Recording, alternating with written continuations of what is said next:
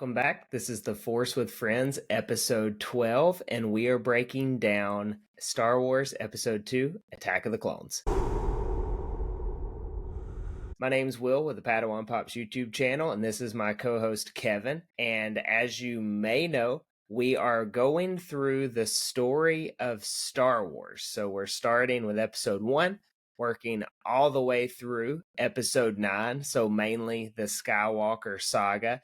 And we're talking about how each story builds up to this big story. And this week we find ourselves at Attack of the Clones. So Kevin, just first off, any Attack of the Clones thoughts before we hop into our main points? Story-wise, I like it better than The Phantom Menace. Yeah. But unfortunately, there are other things that I always remember better after watching this movie, which is some of the cringier moments, right?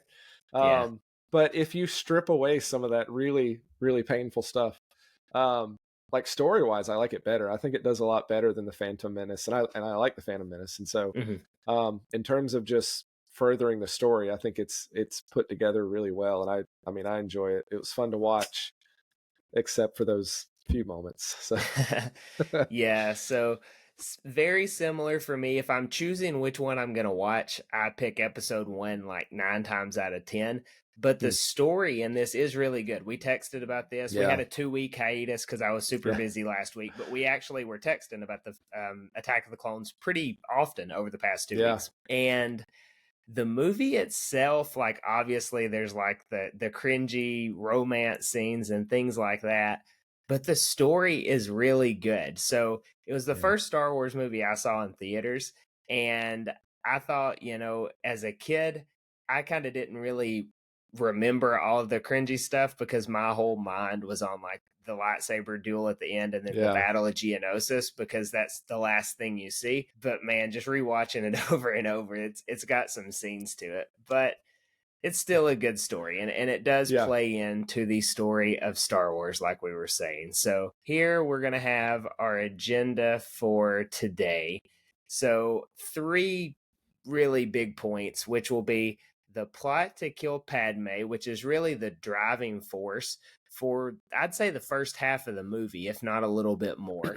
And then we have Anakin and the dark side. So we really start to see him flirting with the dark side in this movie. And obviously that drives the next 6 Star Wars movies there. Yeah. And then the clone army and Palpatine's plan, which is probably, I would say that's probably the more consequential point here in this movie is this clone army, because we'll see that's how he pulls all of this off. So that's what we're going to be working through here, and really it almost works in order of how the film works as well. So I thought that worked out too. So the plot to kill Padme, we were talking about this a little. It's not like this is Palpatine's big plan to kill her. It's more so the Trade Federation, because Padme is really a thorn in their side and has been apparently for the past decade, right? Since the Phantom Menace. So Newt Gunray and all of the separatists want her gone. And that's how we start the movie off. Yeah, it kind of reminds, it's a lot like the first movie where it starts off just with a ship coming in, and then the action gets kicked off pretty quick, right? We got the ship blowing up, and we find out that she was using the whole decoy thing. But you and I were talking about this whole plot to kill Padme, right? So it's not necessarily Sidious's, it's not his plan. It's not his goal. Yeah. And, you have to think if he really wanted her dead, she'd be dead, right? Like if a Sith Lord wants somebody gone, they're probably going to be gone. Especially a senator, right? Yeah. And so they send, Zam Wessel. Zam Wessel. Yeah. That's the guy they hire to do it. And so unsuccessful plot to kill her, which you have to think is, for me, is intentional, right? Like I think about how the movie plays forward with Anakin kind of being, or Palpatine being Anakin's confidant, right? They share, they talk a lot. So you got to think he's already talking about how he feels about Padme. Just in a little bit, we see him complaining about it to Jar Jar. Yeah. about how it's all he thinks about. That scene, oh man, I don't want this to be like a bash fest on it, but Sure, that's like 10 it's pretty minutes into the bad. movie, and I'm like, I Yeah. didn't remember this starting so early, but it did.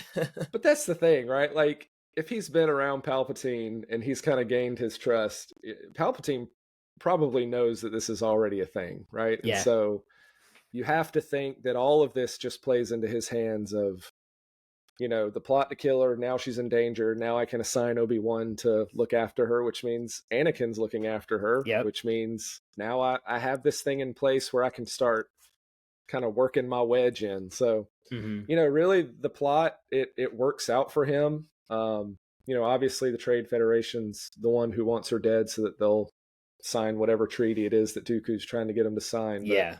Yeah. at the end of the day, it works out very much in his favor to get them paired up, because that's what's going to really drive the rest of what happens in this story is their interaction. So Yeah, and like you said, it's not that it's the main focal point that drives Star Wars forward, but it is the point that kind of gets Anakin on this unfortunate spiral, this 1 week or whatever with Padme as her yeah, personal bodyguard.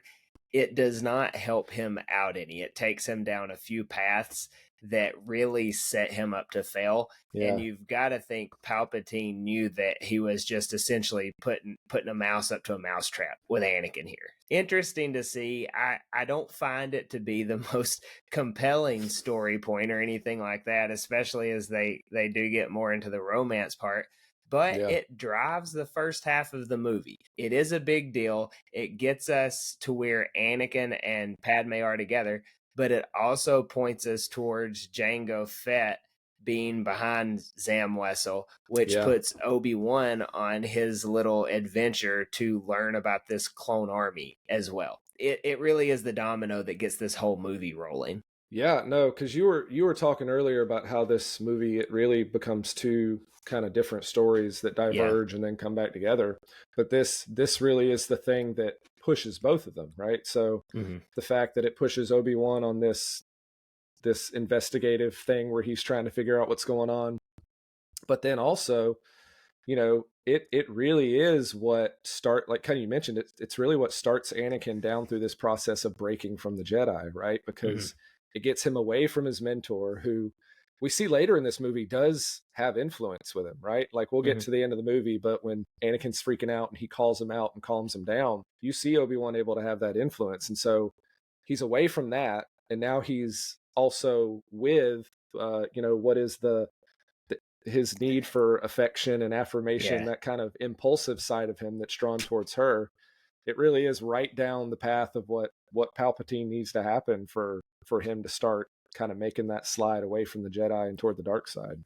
Yeah, and I would also say it's probably never a good idea to send a 19-year-old that's not really allowed to talk to girls to guard Natalie Portman. I don't Yeah. think it's a great idea, especially when he has a crush on her. So, Yeah, like, doesn't yeah. everybody know that? I feel like the whole Jedi Order has to know that. He's not very subtle. Well, So they poor proved to decision making. be yeah, they proved to be incompetent in many ways in the Yeah. prequels, and maybe sending the hormone raging 19-year-old to guard a queen, that's also an Oh incompetency man. that they have. But hey, works like a charm for Palpatine. Yeah, He gets it Anakin does. with her, and Absolutely. really, we'll go ahead and we can start transitioning into this Anakin and the dark side part, Yeah. because that's That's where it's going. yeah, I don't want to call this like I know MacGuffin is something you search for, but this is the Padme thing is kind of just the hill to get the ball rolling. So Yeah. so that brings us first really into the clone thing, but we'll go ahead and jump to Anakin and the dark side. So he's guarding her, they're on Naboo, they're on a secluded area. Jedi are not allowed to act on their affections or anything like that, and attachments. Clearly Anakin fails at that. So attachments lead to the dark side, and so he Yeah. forms a very close attachment with Padme while they're on Yeah. Naboo. So really, it starts the Skywalker story per se. This one trip to Naboo does. Yeah, and it's right? It's the very type of attachment the Jedi Order is concerned about, right? Mhm. They probably don't teach that very well, right? And it seems like it's just one of those things where they're being so pharisaic and like, this is what you have to do, this is what you have to do it. But in this instance, it's what they're afraid of, right? Yeah. It's the kind of attachment that's obsessive, right? To where it drives everything he does. And so Yeah. this is kind of the birthplace of that, really, that obsession that he'll have that'll drive the rest of his story up into the next movie as well. So Yeah, for sure. And from Naboo, really Naboo is more the attachment and affection section of him yeah, falling to the dark side. We see him like with his terrible pickup lines, and we see him using the force to feed her a pear and things like that, or cut a pear or yeah, something like that. that's It so is bad. so uncomfortable. George Mm, made that dress, man, designed it personally for her to wear, to make Anakin fall to the dark side. So that's really man, portion one of Anakin falling to the dark side. yeah, But next, he finds himself on Tatooine, and that's going to fuel. It is yeah, attachment as well, but it's yeah, also going to be the anger, and that's going to be from his mother being taken captive by the Tusken Raiders. yeah, yeah. And I was talking to you about this earlier. Like, I've always wondered if Palpatine had a play in that, right? Because if you look at Palpatine's plan of, he knows Anakin's off on his own with her, and it's such good timing for this to happen Yeah. to his mom, Mhm. right? So, I can't help but wonder if that was orchestrated by him in some way. But anyway, but yeah, I would like to that's think that it was though. That would be like yeah. such a fun little that would come out in a comic book, by the way. I mean, If it's it's one of out those there, it would things. be in a comic. Yeah, but I mean, you look at what he's plotted and done so far, and how Mhm. far ahead of everybody he's been in managing all the moving pieces of his rise to power. Like, it wouldn't surprise me. Like, that would be one of those Yeah. things where I'd be like, oh yeah, that totally makes sense, right? So What if I they like I do like to throw think that that. in somewhere? That would be cool. Yeah, in my head that's what happened. So, but yeah, so in that, that's the portion where we really get to see some of the issues that he has been having in terms of the affirmation and the need to be important really come into play, because he kind of loses it, Yeah. which we see on Tatooine. A few different times. Yeah, Yeah. yeah. And so I really like. I mean, not to jump ahead too much, but Mhm. of all the awful, cringy moments that his and Padme's arc go through, I really love that scene though, where he just loses it. Right, like after Mhm. he's slaughtered the Tusken Raiders, and she's He's like, where he's "What's your throwing the problem? parts and What's stuff. going on?" Yes, Yeah. because I feel like you really glimpse just some of that anger and bitterness that's just been brewing right Yeah. inside of him, the rejection of the Jedi, and just wanting to be the guy, right? Like, that's what he starts complaining about, is he wasn't strong enough, like he couldn't do it. If only he had. And that points to him feeling like the Jedi didn't have me strong enough, right? And Yeah. so that wedge is really starting to form.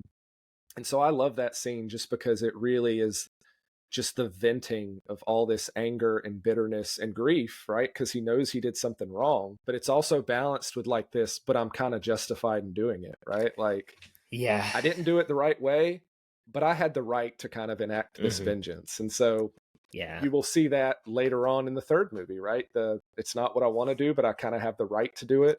Yeah.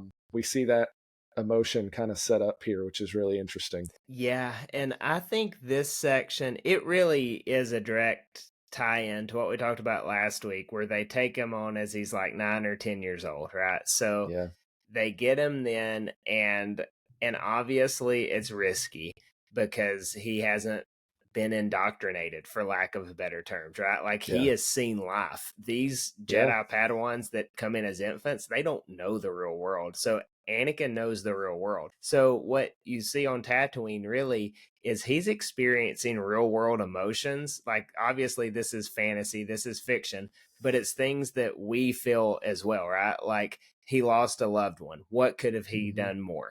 You know, I should yeah, have been there. I wish I could have done something. He goes through these real emotions that really attach to people, or relate to people, and yeah, and we can see where he does, like you said, he starts to justify the bad behavior though, which is another thing that human beings do, right? Like we say, oh, well, I got really mad and, I did whatever. And it's, well, someone did this to me. So this is why I did that. So we see that Anakin is a real person. He's not just this stoic, robotic Jedi.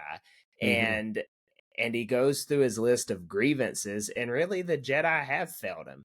They haven't prepared him for situations like this. He's started at such a late age Yeah. that he really doesn't stand a chance in facing all of these real world issues that he gets thrown into. And this is before he even gets thrown into war. It's really unfortunate, but he was set up to fail from the get-go. Yeah, and you see throughout his arc like this really significant need to be acknowledged, right? Yeah. For how good he is, for how capable he is. Like you go back to the Phantom Menace and he's like, I'm going to be the greatest Jedi ever and I'm going to stop everyone from dying, right? Like he makes that statement even as a kid that's what I'm going to do. I'm going to be the greatest. I'm going to do all the things. I'm going to protect everybody. And so not only does he not protect everybody, but if you look at his life now, who thinks is important? His mom and maybe Padme, right? And now Yep. one of them's gone. So one of the only sources in his life that was really that affirmation of, yeah, you're important, you're great, because he's not getting that from the Jedi at all. And so you can see just becoming a bit unhinged because he's not able to do these things that even as a kid he's like, this is what I'm going to do. Yeah. And like you said, the Jedi at this point, he's got to be thinking the Jedi haven't prepared me for this, right? Like, why couldn't I do it? If I'm a Jedi, I'm supposed to be able to do it, but I couldn't. And so that's where I think we start to see that doubt about who the Jedi are, because that's what he was taught, right? He was told by Qui-Gon, you're going to be a great Jedi. He said he was going to be a great Jedi. He, in his mind, that's going to fix everything, and now it hasn't. So and it's he's been interesting. told like he's the chosen one. It's he's well Yeah, aware. yeah, So that's a there's pretty just, significant. yeah, I Yeah, mean, and George, he wrote such a good story to make this yeah, all tie together. And you even see a little bit of this in episode 8 when Luke's talking about the fall of Anakin Skywalker, when him and Rey are arguing. It's yeah. just a little sentence here and there, but it's like the Jedi Order led to the fall of Anakin Skywalker. And this is just another little piece to the puzzle, this one assignment. And it really is the straw that breaks the camel's back when you look at what's kind of ailing him in episode 3. Still dealing with his mother's loss, still Yeah. dealing with this attachment to Padme. It's going to be the unraveling of the galaxy. So Yeah, and interesting. I think that's one of the things I really like about his story and how well it's written is just you totally understand why he's so broken and messed up, right? Mm-hmm. Like part of it's human nature, right? Like his human nature of vengeance and anger and bitterness, but then it's also the other people around him who are not doing what they're supposed to be doing that are continuing to push him. And so it very much is this understandable series of events where you're not like, what happened to this guy? What's his problem? You're like, oh yeah, I can totally see this Yeah, happening, right? had a Like lot go on. Yeah, between his childhood and the loss and the lack of any empathy and support he's gotten from the people who are supposed to be right, like his group. I love that it's very easy to see and understand how this happened. It's not just like this random like, oh well, why is he evil all of a sudden. It's a really relatable and understandable human. You mentioned he's human, right? Like it's a very human moment. and really wrapping up this section and kind of moving into the next one. So they're Excuse me. on Tatooine. They get the distress call from Obi-Wan. Anakin's Mm-hmm. like, "No, I'm gonna protect you," and she says, "Well, I'm going to Geonosis." So he has Yeah, to follow her there. So follow her there. that's how this one half of the story gets to Geonosis. And so the other half of the story getting there, which is kind of looking back to point 1 at the plot to kill Padme, Obi-Wan is trying to track down this bounty hunter. And so they get some information, and it's really he's looking for a Jango Fett, or he's looking for Camino. He gets the dart, and it's traced back Mm-hmm. right as how it is. And so Yep. he's looking, and he knows where the planet should be on that star map that Yoda's looking at, and it's gone. And so we learn that someone has erased the star map, and it could only be a Jedi. Jump ahead, see, this came out in 2002.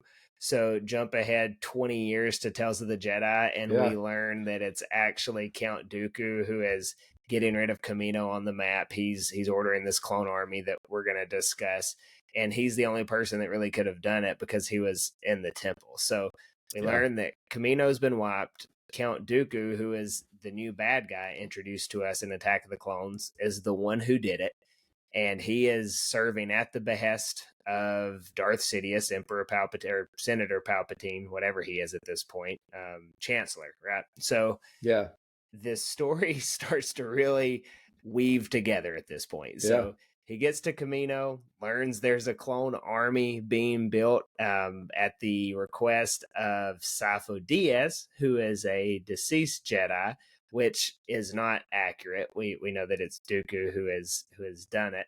And then he learns that Jango Fett's there as well. So he's still kind of chasing the bounty hunter, but he learns about this grand army of the Republic as well. Yeah. And this is the big point that is going to, I mean, Anakin was what the Emperor needed, but he also needed an army to fight a war because he needed a conflict. This clone army, I think, is equally as big a part of the Star Wars story as Anakin falling to the dark side at the moment. Oh yeah, I mean, you could, because you're right that they're both very much intertwined in how the Jedi end and how he solidifies his power as ultimately Emperor, which we'll obviously see in the next movie. Like, that clone army is a huge part of how that process takes place, right?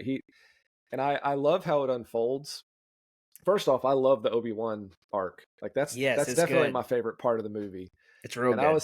I was thinking the other week, I would totally watch like a serial episodic show of like Jedi investigation, right? Like, yeah. I just love that it's like he's like in detective mode, and I would watch that. That'd be fun. I mean, he's going to like a Waffle House to try to get information.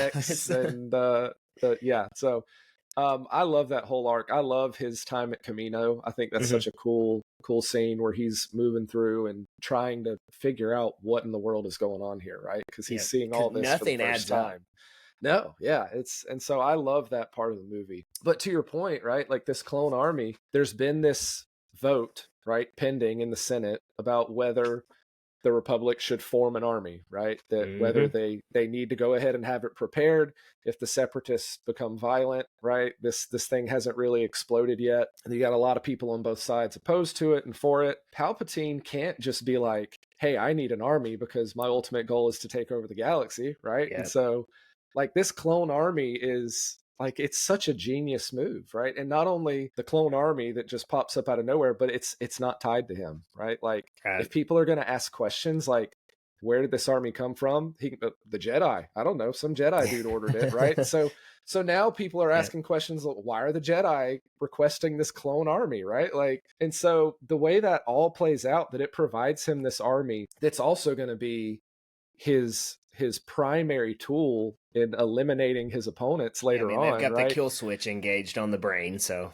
so the way that he's able to do that without drawing any attention to himself, just seeming like man, I don't want to do this, but I really want the Republic to survive, so I guess I'll take on more responsibility and more, right? Like, it's there's just an army dumped in our lap, right? And in a way that he's not culpable for any of it, right? Like, if anything, people are starting to ask questions about the Jedi, which again will play into his motives later on. So I love the way all of this ultimately creates this cohesive narrative. Like, it breaks apart into different directions, but just like we saw in episode 1, it just comes back to, here's what Palpatine wanted, here's what he planned. It's all going exactly according to what he's needing to happen for him to continue to rise to power, but in a way where nobody's really looking his way. So I love it. I think it's great. And the fact that he's doing it all from Coruscant is just incredible. Like, right under their nose, he'll go off to some random place and meet Dooku. We see that going on. And then on the other side of town, we see all the clones coming in. So he's on the fact that he sits there in front of the Jedi Masters, right? Like, face to face. Like, I love just how bold and just he's so cocky with it. I love it. And so he's starting a battle with the Separatists. Like, he's using the Separatists to start at one end of the war. He's giving the Republic an army to fight the war that he's starting on the other side to cause this conflict. Obviously, as we see on Geonosis, once everybody gets there, right? So everyone gets to Geonosis, we see that a lot of Jedi are going to die there. So step one, he Yep. starts the war right there between this Yeah. clone army that he commissions essentially, and then the separatists that he has commissioned against the Republic. But while on Geonosis, and this is kind of along the lines of Palpatine's plans, Obi-Wan is prisoner to Dooku. And so Dooku and Obi-Wan have the apprentice master connection, with Qui-Gon being in the middle there. So Dooku really still does kind of have a heart towards Qui-Gon, which leads him, towards Obi-Wan as well. And so he explains everything that's going on. Like he tells him, there's a Sith Lord, you should join me, which is classic Sith thing. He tells Obi-Wan every single thing that's happening and what Palpatine is doing, and the Jedi still can't figure it out. Like, they know there's a Sith Lord somewhere, and because Obi-Wan's like, no, you're lying, right? Like, I don't remember exactly what he says, but it's something to the effect of like, I don't believe you. Yeah, Dooku says, like, what if I told you that the Republic was under the control of a Sith Lord? And I mean, that's a pretty significant statement, right? Like, exactly what happens. What's happening, yeah. And I really love going to Tales of the Jedi again. I love how much better this scene is after getting that bit of Dooku's story in Tales of the Jedi. Oh, yeah. Because we see how important Qui-Gon was to him, and we see how reluctant he was. He doesn't like Sidious, right? He didn't want to join the dark side. And we see him still, he's trying to find a way to still not have to follow this guy, right? Look, join me. We can get rid of this guy. Like, he doesn't necessarily want to be doing this. He views it as necessary because of what he believes about the Jedi now, but which he's not completely wrong about him. No, that's the whole thing. I love how Tales of the Jedi, even just like this little, almost inconsequential scene, that first time you see it, or if you see it before, you're just like, well, I don't know what they're all talking about. Like, why is this?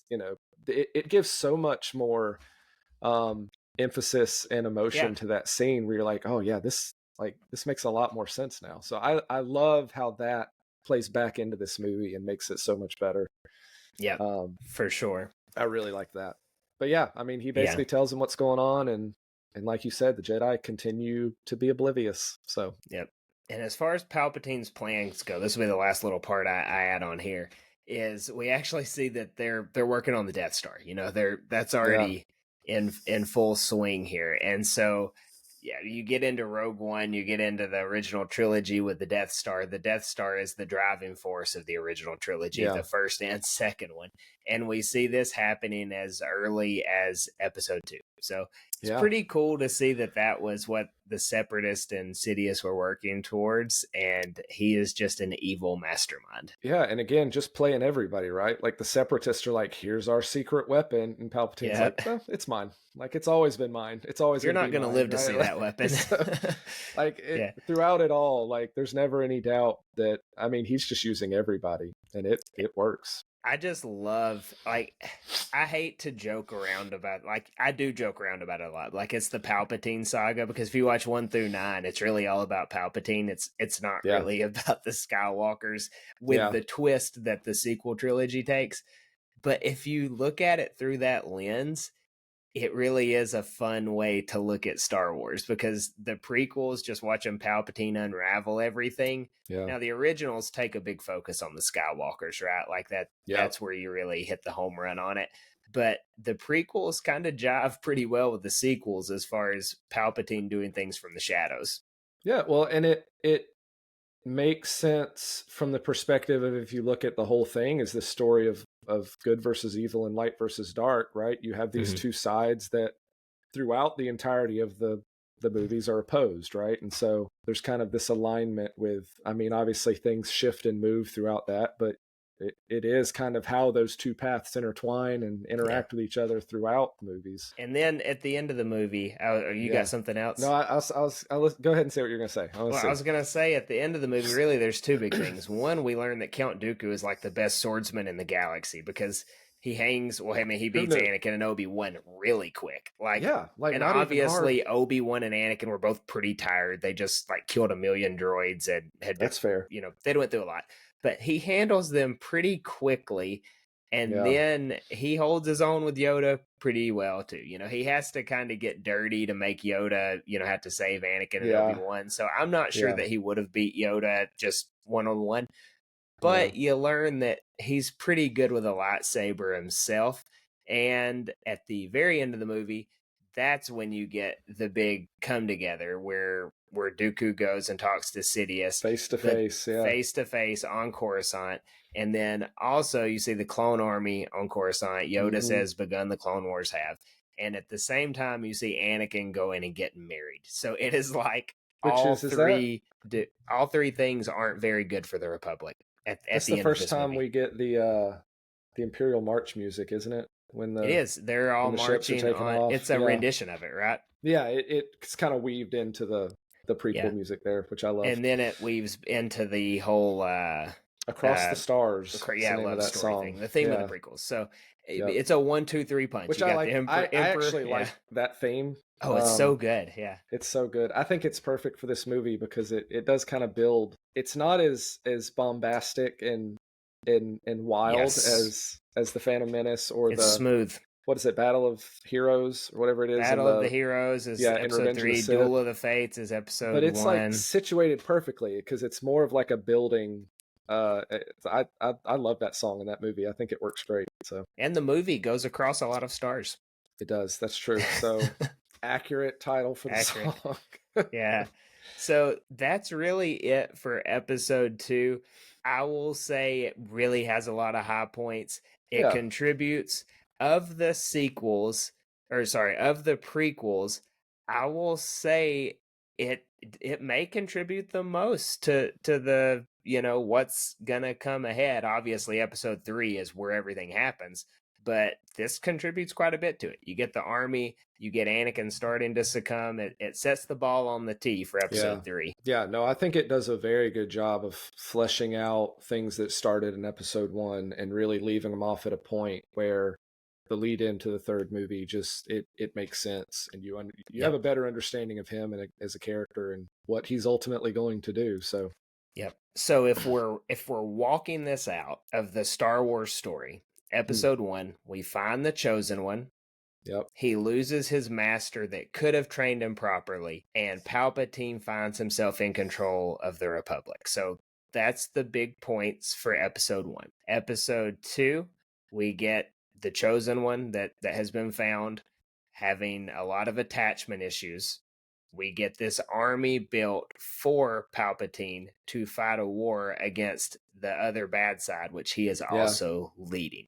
So that's, if you're trekking through the Star Wars history books, that is where we are at going into the Clone Wars, which we're not going to break down the Clone Wars. That's a lot. But from that into episode 3, which we're going to talk about next week. Now, we will pull some influence in from, obviously, I would say Clone Wars Season 7, because it happens at the same time as Revenge of the Sith.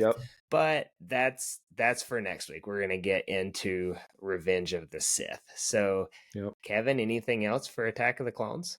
I need to know, how did Ashley feel about it? So I actually spared her from this one.